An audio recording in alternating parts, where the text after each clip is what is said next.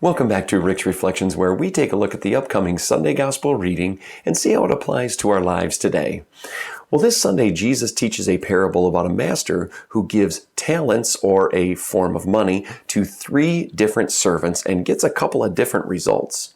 See, to the first servant, he gives 5 talents, and that servant takes those 5, invests them well, and makes 5 additional ones and gives 10 talents back to the master. The second servant gets 2 talents, invests them well, makes 2 additional, and he gives back to the master 4 talents, and the master is pleased. But then the third servant, who is only given 1 talent, and because he operates out of fear, he buries it in the ground. And when the master calls for whatever he's made, he digs up that 1 talent and gives the master back just that single talent.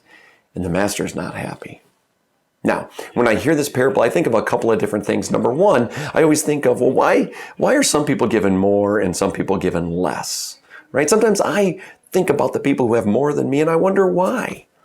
But yet God continues to give me what I can use and what I can take and make more from.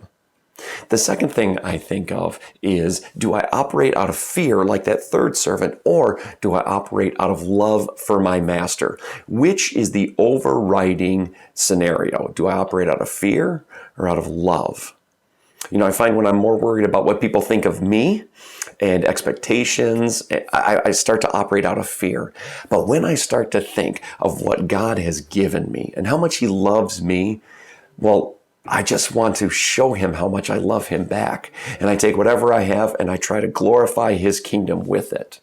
So this week, as we're thinking about what we have and maybe even what we don't have, let us always remember that whatever it is that we're given, God expects us to use it to glorify the kingdom.